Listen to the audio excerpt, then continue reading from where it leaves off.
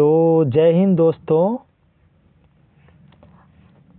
आप सबका स्वागत है मेरे देवी गंगा क्लासेस में। मेरा नाम है शंभू कुमार और आज एक बार फिर से आप लोग के लिए बिहार दरोगा, बिहार एसएससी और जनरल डिफेंस से संबंधित कुछ महत्वपूर्ण क्वेश्चन लेकर के आए हैं, जो प्रीवियस ईयर के क्वेश्चन भी हैं, करेंट्स भी हैं, स्टैटिक पार्ट के क्वेश्चंस भी हैं।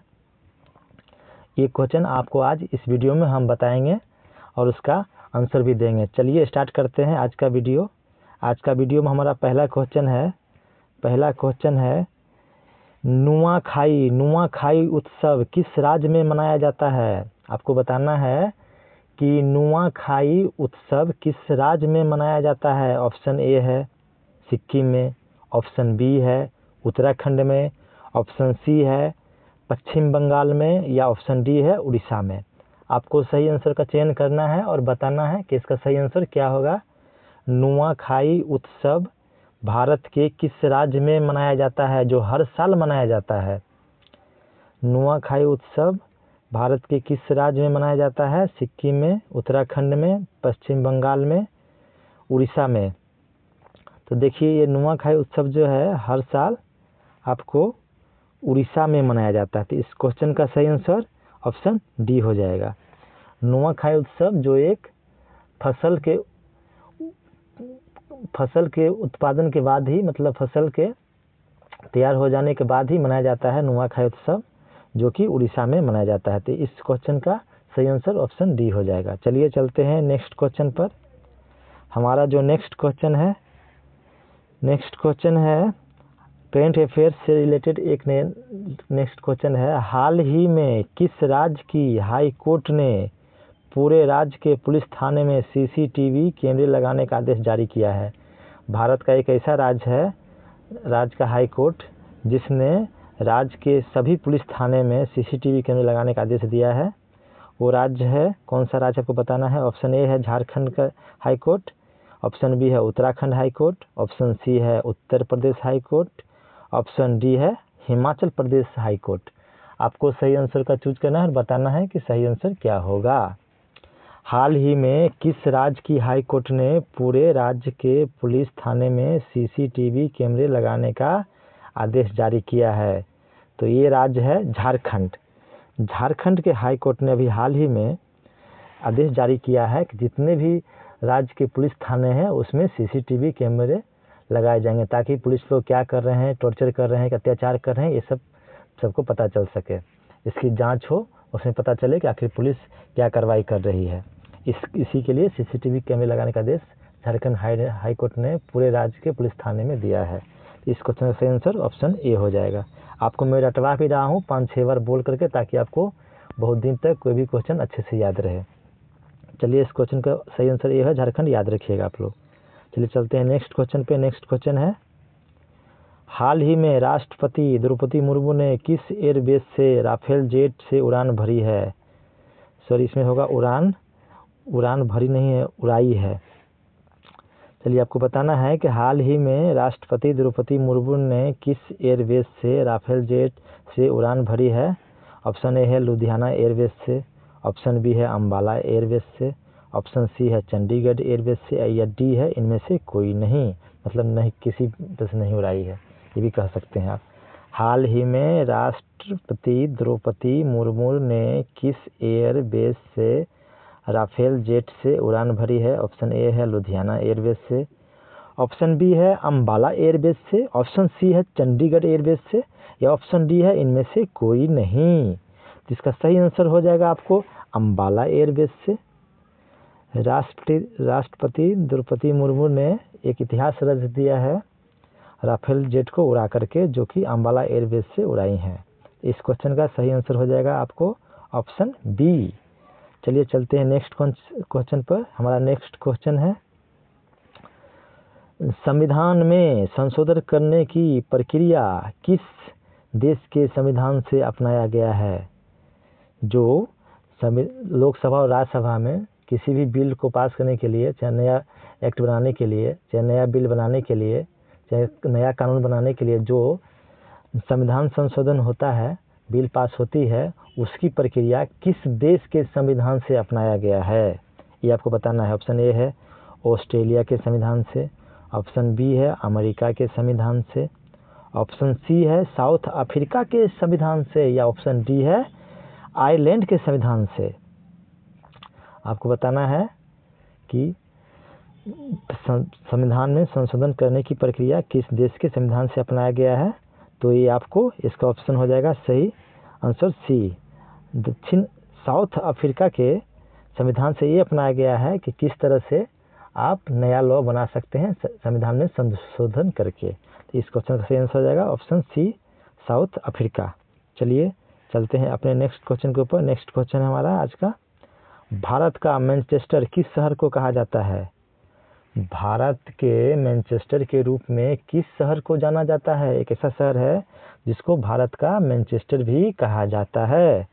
तो इसका ऑप्शन ए है लखनऊ को कहा जाता है, ऑप्शन बी है जयपुर को कहा जाता है, ऑप्शन डी है मुंबई को कहा जाता है, ऑप्शन सी है मुंबई को कहा जाता है, ऑप्शन डी है अहमदाबाद को कहा जाता है। चलिए इस चारों ऑप्शन में कुछ न कुछ इस शहर को कहा जाता है। तो आपको चलिए चारों क्वेश्चन का आंसर मैं सही से बताता हूँ। इसका लखनऊ को नवाबों का शहर कहा जाता है, नवाबों का शहर कहा जाता है, शहर कहा जाता है इसको। जयपुर को पिंक सिटी कहा जाता है। मुंबई को गेटवे ऑफ इंडिया कहा जाता है, गेटवे ऑफ इंडिया कहा जाता है। और अहमदाबाद को भारत का मैनचेस्टर के नाम से जाना जाता है। भारत का जो गुजरात में जो अहमदाबाद है उसको भारत का मैनचेस्टर के रूप में जाना जाता है। इस क्वेश्चन का सही आंसर क्या हो गया ऑप्शन डी। आप लोग याद रखिएगा इस क्वेश्चन का सही आंसर हो जाता है ऑप्शन डी। चलिए चलते हैं नेक्स्ट क्वेश्चन पे। नेक्स्ट क्वेश्चन हमारा आज का है, आसियान देशों का मुख्यालय कहाँ स्थित है। एक बढ़िया क्वेश्चन है और कई बार एग्जाम में इसी क्वेश्चन को पूछा भी जाता है, चाहे रेलवे हो, चाहे वो डिफेंस हो, या चाहे बिहार दरोगा हो, बिहार पुलिस हो, बिहार एसएससी हो, बीपीएससी हो, पूछा जाता है। यूपीएससी भी पूछा जाता है ऐसे क्वेश्चंस को। तो चलिए बताइए आसियान देशों का मुख्यालय कहाँ स्थित है। ऑप्शन ए है हांगकांग में, ऑप्शन बी है जकार्ता में, ऑप्शन सी है वियतनाम में, ऑप्शन डी है मनीला में। आसियान में अभी ईस्ट तिमोर ने आसियान को ज्वाइन किया है। तो आसियान में अभी टोटल मेंबर कितने हो गए हैं 11 मेंबर हैं अभी आसियान के। और कौन कौन है, Thailand, Indonesia, Malaysia, Singapore, Vietnam, Laos, Cambodia, Myanmar, Philippines, east Timor, और एक आपको हो गया सिंगापुर सिटी। ये आपको 11 कंट्री हैं जो आपको हो जाते हैं आसियान देश जो फॉर्म करते हैं, ग्रुप बनाते हैं आसियान का, वो 11 कंट्री हैं। चलिए इस क्वेश्चन का सही आंसर क्या है, आसियान देशों का मुख्यालय कहाँ स्थित है, हांगकांग में, जकार्ता में, वियतनाम में या मनीला में। तो चलिए इस क्वेश्चन का सही आंसर हो जाता है ऑप्शन बी जकार्ता में। इंडोनेशिया की कैपिटल थी पहले जकार्ता, लेकिन अब इंडोनेशिया ने अपनी कैपिटल को, राजधानी को कालीमंथन द्वीप पर शिफ्ट कर लिया है, क्योंकि आसियान का मुख्यालय लेकिन अभी जकार्ता में है, क्योंकि जकार्ता अभी तेजी से समुद्र में डूबती जा रही है, इसीलिए शिफ्ट किया गया कैपिटल। अब इसकी भी हेडक्वार्टर उठा करके कालीमंथन की जाएगी, कालीमंथन की जाएगी। तो इसको याद रखिएगा, आसियान देशों का मुख्यालय जकार्ता में स्थित है। चलिए चलते हैं नेक्स्ट क्वेश्चन पे। हमारा नेक्स्ट क्वेश्चन है, इसमें थोड़ा सा मिस्टेक है, प्रिंट मिस्टेक, फिर भी मैं बता देता हूँ आपको। सिल्क यारा टनल, जिसमें कुछ दिन पहले मजदूर लोग फंस गए थे, ये टनल किस राज्य में स्थित है। आपको बताना है जो सिल्क यारा टनल है जिसमें कुछ दिन पहले मजदूर लोग फंस गए थे, ये टनल किस राज्य में स्थित है। ये करेंट अफेयर्स का क्वेश्चन है जो बहुत ही चर्चा में रहा था पिछले साल, जिसमें बहुत सारे मजदूर लोग फंस गए थे कोई कारणवश, और ये आपको बताना है कि ये किस राज्य में स्थित है ये टनल। ए है सिक्किम में स्थित है, बी है उत्तराखंड में स्थित है, सी है लद्दाख में स्थित है, या डी है हिमाचल प्रदेश में है। आप लोग सोचिए और बताइए कि इसका सही आंसर क्या होगा। ऑप्शन ए है सिक्किम में स्थित है, ऑप्शन बी है उत्तराखंड में, ऑप्शन सी है लद्दाख में, ऑप्शन डी है हिमाचल प्रदेश में। सिल्क यारा टनल जिसमें कुछ दिन पहले मजदूर लोग फंस गए थे, ये टनल किस राज्य में स्थित है। तो इसका सही आंसर है उत्तराखंड।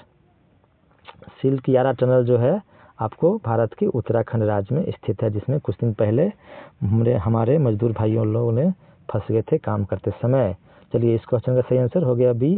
चलते हैं नेक्स्ट क्वेश्चन पे। नेक्स्ट क्वेश्चन है भारत मालदीव से किस डिग्री चैनल के द्वारा अलग होता है। आपको बताना है कि भारत मालदीव से किस डिग्री चैनल के द्वारा अलग होता है, और डिग्री किस तरह से फाइंड होता है। जो इक्वेटर जो पास होती है सभी देशों के बीचों बीच, उसी के द्वारा ये आपको डिग्री फाइंड आउट किया जाता है। तो आपको बताना है भारत मालदीव से किस डिग्री चैनल के द्वारा अलग होता है। ऑप्शन ए है 10 डिग्री चैनल, ऑप्शन बी है 9 डिग्री चैनल, ऑप्शन सी है 8 डिग्री चैनल, या ऑप्शन डी है 6 डिग्री चैनल। चलिए इसको बताते हैं आपको सभी ऑप्शन को। 10 डिग्री ये आपको अंडमान और निकोबार को अलग करता है। 9 डिग्री किरवाती और ये आपको लक्षद्वीप में है, जो ये 2 द्वीपों को अलग करता है। 8 डिग्री चैनल जो है ना, ये भारत और मालदीव को अलग करता है। भारत और मालदीव के बीच में जो है आपको 8 डिग्री चैनल है, और जो 6 डिग्री चैनल है ना, वो आपको अंडमान निकोबार को ये इंडोनेशिया से अलग करता है। ठीक है, मतलब 6 डिग्री चैनल जो है भारत और इंडोनेशिया के बीच स्थित है। ठीक है, इस क्वेश्चन का सही आंसर हो जाएगा ऑप्शन सी 8 डिग्री चैनल। चलिए चलते हैं नेक्स्ट क्वेश्चन पे।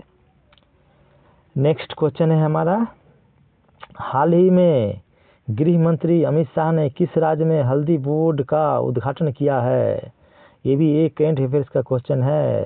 क्वेश्चन ए है आंध्र प्रदेश में, आंसर ऑप्शन बी है कर्नाटका में, ऑप्शन सी है तमिलनाडु में, या ऑप्शन डी है तेलंगाना में। हाल ही में गृह मंत्री अमित शाह ने किस राज्य में हल्दी बोर्ड का उद्घाटन किया है। आपको सही आंसर चूज करना है और बताना है कि इसका सही आंसर क्या होगा। ऑप्शन ए है आंध्र प्रदेश में, ऑप्शन बी है कर्नाटका में, ऑप्शन सी है तमिलनाडु में, या ऑप्शन डी है तेलंगाना में। आप लोग बताइए कि सही आंसर क्या होगा इसका। हाल ही में गृह मंत्री अमित शाह ने किस राज्य में हल्दी बोर्ड का उद्घाटन किया है।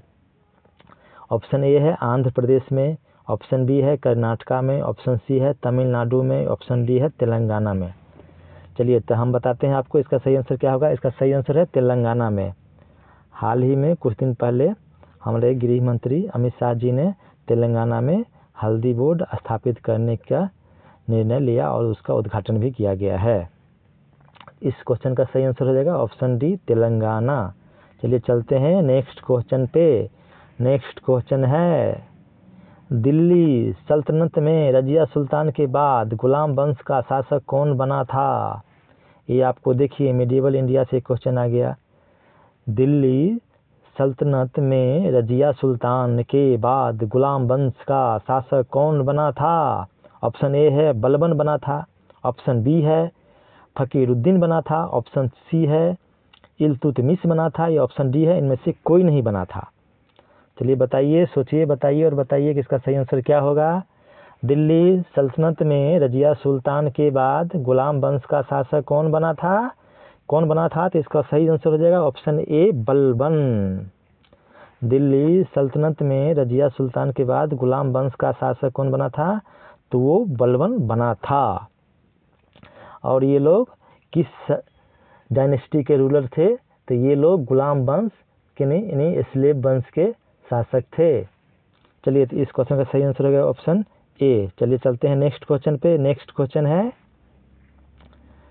क्वेश्चन है स्वतंत्र भारत में बिहार के पहले गवर्नर कौन बने थे। आपको बताना है। अब देखिए बिहार की बात है, जब भारत की आज़ादी मिली, जब बिहार में पहली बार सरकार बना उसके बाद बिहार में पहले गवर्नर कौन बने थे? ऑप्शन ए है जयप्रकाश नारायण, ऑप्शन बी है श्री कृष्ण सिंह, ऑप्शन सी है डॉक्टर राम मनोहर लोहिया, या ऑप्शन डी है जयराम दास दौलत राम। आपको बताना है स्वतंत्र भारत में बिहार के पहले गवर्नर कौन बने थे?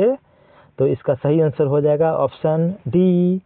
ऑप्शन डी हो गया आपका सही आंसर, क्योंकि स्वतंत्र भारत में बिहार के पहले गवर्नर जयराम दास दौलत राम बने थे। अब बिहार के पहले मुख्यमंत्री थे स्वतंत्र बिहार के श्री कृष्ण सिंह थे। इस क्वेश्चन का सही आंसर हो जाएगा ऑप्शन डी। चलिए चलते हैं नेक्स्ट क्वेश्चन पे। नेक्स्ट क्वेश्चन है हमारा संथाल विद्रोह के प्रमुख नेता कौन थे? आपको बताना है जो संथाल विद्रोह प्रेजेंट टाइम झारखंड में हुआ था उसके प्रमुख नेता कौन थे? आपको सही आंसर को चूज करना है, बताना है कि इसके प्रमुख नेता कौन कौन थे। ऑप्शन ए है बिरसा मुंडा। देखिए बिरसा मुंडा तो ये मुंडा रिवॉल्यूशन हुआ था 1899 ईस्वी में, उसमें थे ये, तो ये तो हो नहीं सकते हैं। भगत हरिदास ये भी नहीं थे। ऑप्शन सी है सिद्धू और कान्हू, ऑप्शन डी है इनमें से कोई नहीं।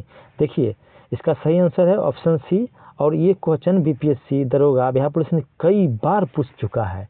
ये भयावह मतलब प्रीवियस ईयर क्वेश्चन हो जाता है जिसको बीपीएससी चाहे दरोगा में बार बार पूछा जाता है। तो इस क्वेश्चन का सही आंसर हो जाएगा आपको ऑप्शन सी। चलिए चलते हैं नेक्स्ट क्वेश्चन पे। नेक्स्ट क्वेश्चन है हमारा आज का, बिहार में पहला रेडियो स्टेशन कहाँ स्थापित किया गया था? आपको बताना है बिहार का पहला रेडियो स्टेशन कहाँ स्थापित किया गया था। ऑप्शन ए है पटना में, ऑप्शन बी है गया में, ऑप्शन सी है मुजफ्फरपुर में, या ऑप्शन डी है हाजीपुर में। आपको सही आंसर का चूज करना है और बताना है कि इसका सही आंसर क्या होगा। आप लोग ज़रा बताइए। ऑप्शन ए पटना में, ऑप्शन बी गया में, ऑप्शन सी मुजफ्फरपुर में, या ऑप्शन डी हाजीपुर में बिहार में पहला रेडियो स्टेशन कहाँ स्थापित किया गया था। ऑप्शन ए है पटना में, ऑप्शन बी है गया में, ऑप्शन सी है मुजफ्फरपुर में, या ऑप्शन डी है हाजीपुर में। इसका सही आंसर हो जाएगा पटना में। पटना में बिहार में पहला रेडियो स्टेशन स्थापित किया गया था। इस क्वेश्चन का सही आंसर हो जाएगा ऑप्शन ए। आप सबको याद रखना है। चलिए चलते हैं नेक्स्ट क्वेश्चन पे। हमारा नेक्स्ट क्वेश्चन जो है, बिहार में कोसी परियोजना कब शुरू किया गया था? आपको बताना है कि बिहार में कोसी परियोजना किस वर्ष शुरू किया गया था। किस वर्ष शुरू किया गया था? यहाँ पर होगा किस वर्ष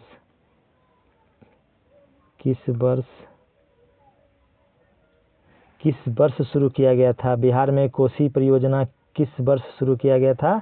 ऑप्शन ए है 1950 में, ऑप्शन बी है 1951 में, ऑप्शन सी है 1952 में, ऑप्शन डी है 1954 में। आपको सही आंसर को फाइंड आउट करना है और बताना है कि इसका सही आंसर क्या होगा। आप लोग कमेंट में भी जवाब दे सकते हैं, कमेंट सेक्शन खुला हुआ है उसमें जवाब दे सकते हैं। बिहार में कोसी परियोजना किस वर्ष शुरू किया गया था? तो इसका सही आंसर हो जाएगा ऑप्शन डी 1954 ईस्वी में। 1954 ईस्वी में कोसी परियोजना को शुरू किया गया था भारत सरकार के द्वारा। तो इस क्वेश्चन का सही आंसर हो गया ऑप्शन डी। चलिए चलते हैं अपने नेक्स्ट क्वेश्चन पे। और नेक्स्ट क्वेश्चन है हमारा, बिहार में सर्वप्रथम कौन सा बैंक स्थापित किया गया था? बिहार में सर्वप्रथम कौन सा बैंक स्थापित किया गया था? ऑप्शन ए है Punjab national bank, option B है इलाहाबाद बैंक, ऑप्शन सी है state bank of India, option D है साउथ बिहार ग्रामीण बैंक। आप लोग बताइए इसका सही आंसर क्या होगा। बिहार में सर्वप्रथम कौन सा बैंक स्थापित किया गया था? ऑप्शन ए है Punjab national bank, option B है इलाहाबाद बैंक, ऑप्शन सी है स्टेट बैंक ऑफ इंडिया, या ऑप्शन डी है साउथ बिहार ग्रामीण बैंक। इस क्वेश्चन का सही आंसर हो जाएगा ऑप्शन बी इलाहाबाद बैंक। सर्वप्रथम बिहार में इलाहाबाद बैंक को स्थापित किया गया था। इस क्वेश्चन का आंसर याद रखिएगा, ऑप्शन बी इलाहाबाद सही आंसर हो जाएगा। चलिए चलते हैं नेक्स्ट क्वेश्चन पे। नेक्स्ट क्वेश्चन हमारा आज का है, नीति आयोग का पदेन अध्यक्ष कौन होता है?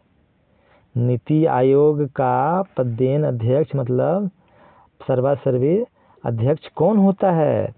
ऑप्शन ए है भारत के गृह मंत्री, ऑप्शन बी है प्रधानमंत्री, ऑप्शन सी है उपराष्ट्रपति या ऑप्शन डी है योजना मंत्री। नीति आयोग का पदेन अध्यक्ष कौन होता है? तो नीति आयोग का पदेन अध्यक्ष हमारे भारत के प्रधानमंत्री होते हैं। योजना आयोग को हटा करके 1 जनवरी 2015 को नीति आयोग योजना आयोग को बदल के नीति आयोग किया गया। इसका सही आंसर हो जाएगा ऑप्शन बी, प्रधानमंत्री जो है वही नीति आयोग के पदेन अध्यक्ष होते हैं। चलिए चलते हैं नेक्स्ट क्वेश्चन पे। नेक्स्ट क्वेश्चन हमारा है बिहार में पटना यूनिवर्सिटी की स्थापना कब की गई थी? आपको बताना है कि बिहार में पटना यूनिवर्सिटी जो है NIT मोड़ के पास, गांधी घाट के पास, उसकी स्थापना कब की गई थी, किस ईस्वी में की गई थी? ऑप्शन ए है 1912 में, ऑप्शन बी है 1915 ईस्वी में, ऑप्शन सी है 1917 में या ऑप्शन डी है 1920 ईस्वी में। आपको बताना है कि इसका सही आंसर क्या होगा। बिहार में पटना यूनिवर्सिटी की स्थापना कब की गई थी? 1912 में, 1915 में, 1917 में या 1920 ईस्वी में। तो इसका सही आंसर हो जाएगा आपको ऑप्शन सी, 1917 में पटना यूनिवर्सिटी की स्थापना की गई थी। सही आंसर हो गया ऑप्शन सी। चलिए चलते हैं नेक्स्ट क्वेश्चन पे। नेक्स्ट क्वेश्चन हमारा है, अगला क्वेश्चन है, राज्यसभा में बिहार से कितने सदस्य को मनोनीत किया जाता है? जो दिल्ली में राज्यसभा है उसमें बिहार से कितने सदस्य को मनोनीत किया जाता है? तो हर राज्य की सदस्य संख्या अलग अलग होती है उसके पॉपुलेशन के हिसाब से। तो ऑप्शन ए है 10 सदस्य को, ऑप्शन बी है 12 सदस्य को, ऑप्शन सी है 14 सदस्य को या ऑप्शन डी है 16 सदस्य को। राज्यसभा में बिहार से कितने सदस्य को मनोनीत किया जाता है? ऑप्शन डी हो जाएगा सही आंसर, 16 सदस्य को बिहार से मनोनीत किया जाता है आपको राज्यसभा के लिए। तो इस क्वेश्चन का सही आंसर हो गया ऑप्शन डी।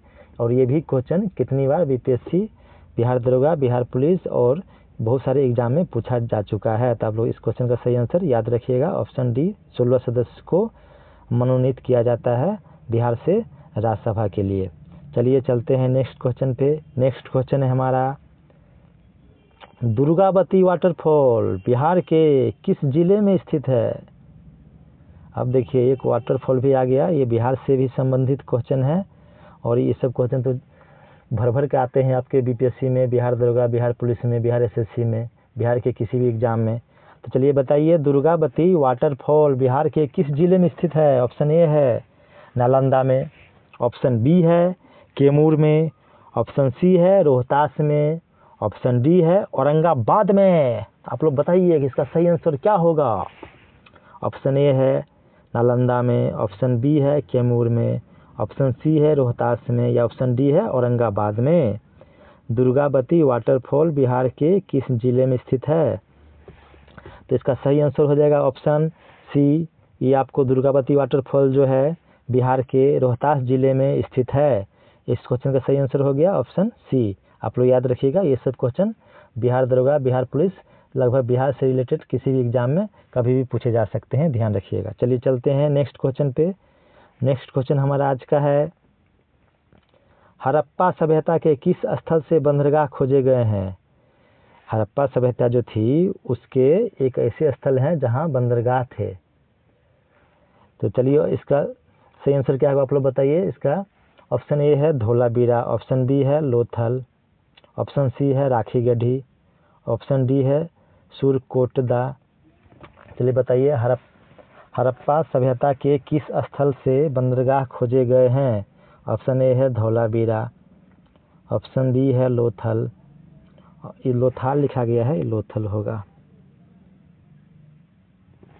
लोथल, सॉरी ये लोथल होगा, यहाँ पर लोथाल लिखा गया, लोथल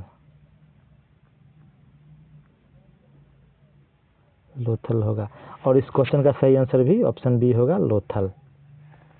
हड़प्पा सभ्यता के किस स्थल से बंदरगाह खोजे गए हैं? तो लोथल में खोजे गए हैं। याद रखिएगा, इस क्वेश्चन का सही आंसर हो जाएगा ऑप्शन बी। चलिए चलते हैं आज के नेक्स्ट क्वेश्चन पर। नेक्स्ट क्वेश्चन है हमारा जगन्नाथ मंदिर। अब देखिए एक टेम्पल से संबंधित क्वेश्चन भी आ गया। ये भी बहुत किसी भी एग्जाम में ज़्यादा पूछा जाता है, खास करके यूपीएससी में इसके डिटेल्स के बारे में भी पूछा जाता है। जगन्नाथ मंदिर भारत के किस राज्य में स्थित है? ऑप्शन ए है आंध्र प्रदेश में, ऑप्शन बी है उत्तराखंड में, ऑप्शन सी है पश्चिम बंगाल में, ऑप्शन डी है उड़ीसा में। जगन्नाथ मंदिर भारत के किस राज्य में स्थित है? ए है आंध्र प्रदेश, बी है उत्तराखंड, सी है पश्चिम बंगाल या डी है उड़ीसा। आप लोग सही आंसर बताइए, इसका सही आंसर क्या होगा? इसका सही आंसर है ऑप्शन डी, उड़ीसा में। जगन्नाथ मंदिर भारत के किस राज्य में स्थित है? तो ये आपको उड़ीसा राज्य में स्थित है। तो इस क्वेश्चन का सही आंसर याद रखिएगा ऑप्शन डी। चलिए चलते हैं नेक्स्ट क्वेश्चन पे। हमारा नेक्स्ट क्वेश्चन आज का है कब्न राजवंश की स्थापना किसके द्वारा की गई थी? आपको बताना है कण्व राजवंश की स्थापना किसके द्वारा की गई थी। ऑप्शन ए है वासुदेव के द्वारा, ऑप्शन बी है खारवेल के द्वारा, ऑप्शन सी है राजेंद्र के द्वारा, ऑप्शन डी है मिहिर भोज के द्वारा। कण्व राजवंश की स्थापना किसके कण्व राजवंश की स्थापना किसके द्वारा की गई थी? ऑप्शन ए है वासुदेव के द्वारा, ऑप्शन बी है खारवेल के द्वारा, ऑप्शन सी है राजेंद्र के द्वारा, ऑप्शन डी है मिहिर भोज के द्वारा। चलिए बताइए इसका सही आंसर क्या होगा? तो इसका सही आंसर हो जाएगा वासुदेव के द्वारा। कण्व राजवंश की स्थापना वासुदेव के द्वारा की गई थी। तो इस क्वेश्चन का सही आंसर हो गया ऑप्शन ए। चलिए चलते हैं नेक्स्ट क्वेश्चन पे। आज का हमारा नेक्स्ट क्वेश्चन है हरिसेन किस शासक के दरबार में कवि थे? हरिसेन जो थे एक कवि थे जो किस शासक के दरबार में कवि हुआ करते थे? ऑप्शन ए है कुमार गुप्त के शासनकाल में, ऑप्शन बी है स्कंद गुप्त के शासनकाल में, ऑप्शन सी है समुद्र गुप्त के शासनकाल में या ऑप्शन डी है कुमार गुप्त प्रथम के शासनकाल में। आपको हो गया एंशिएंट इंडिया से क्वेश्चन हो गया, प्राचीन भारत से। बताइए कि इसका सही आंसर क्या होगा? हरिसेन किस शासक के दरबार में कवि थे? ए है कुमार गुप्त, बी है स्कंद गुप्त, ऑप्शन सी है समुद्र गुप्त या ऑप्शन डी है कुमार गुप्त प्रथम। इसका सही आंसर हो जाएगा ऑप्शन सी, समुद्र गुप्त, जो गुप्त वंश के शासक थे। इसी के शासनकाल में हरिसेन इनके दरबार में कवि हुआ करते थे। तो इस क्वेश्चन का सही आंसर हो जाएगा ऑप्शन सी। चलिए चलते हैं अपने नेक्स्ट क्वेश्चन पे। नेक्स्ट क्वेश्चन है सर्वप्रथम महात्मा गांधी जी को राष्ट्रपिता कहकर किसने संबोधित किया था? ये देखिए एक आपको मॉडर्न इंडिया से आ गया, फ्रीडम फाइटर्स के क्वेश्चंस है। सर्वप्रथम महात्मा गांधी जी को राष्ट्रपिता कहकर किसने संबोधित किया था? ऑप्शन ए है जवाहरलाल नेहरू जी ने, ऑप्शन बी है डॉक्टर राजेंद्र प्रसाद जी ने, ऑप्शन सी है सुभाष चंद्र बोस जी ने, ऑप्शन डी है सरदार वल्लभ भाई पटेल जी ने। सर्वप्रथम महात्मा गांधी जी को राष्ट्रपिता कहकर किसने संबोधित किया था? ए है जवाहरलाल नेहरू जी ने, बी है डॉक्टर राजेंद्र प्रसाद जी ने, ऑप्शन सी है सुभाष चंद्र बोस जी ने, ऑप्शन डी है सरदार वल्लभ भाई पटेल जी ने। इसका सही आंसर क्या होगा? बहुत ही अच्छा क्वेश्चन है और बहुत फेमस क्वेश्चन है, लगभग बहुत सारे बुक में आपको ये क्वेश्चन मिल जाएंगे। इसका सही आंसर हो जाएगा ऑप्शन सी, सुभाष चंद्र बोस जी ने सर्वप्रथम महात्मा गांधी को राष्ट्रपिता कहकर संबोधित किए थे। तो इस क्वेश्चन का सही आंसर हो गया ऑप्शन सी। चलिए चलते हैं अपने नेक्स्ट क्वेश्चन पे। नेक्स्ट क्वेश्चन है हमारा मगध महाजनपद में नंदा वंश के बाद कौन से राजवंश की स्थापना हुई थी? मगध जो साम्राज्य था, इसमें महाजनपद थे, उसमें नंदा वंश के बाद कौन से राजवंश की स्थापना हुई थी? ऑप्शन ए है शिशुनाग वंश की स्थापना हुई थी, ऑप्शन बी है मौर्य वंश की स्थापना हुई थी, ऑप्शन सी है पाल वंश की स्थापना हुई थी, या ऑप्शन डी है गुप्त वंश की स्थापना हुई थी।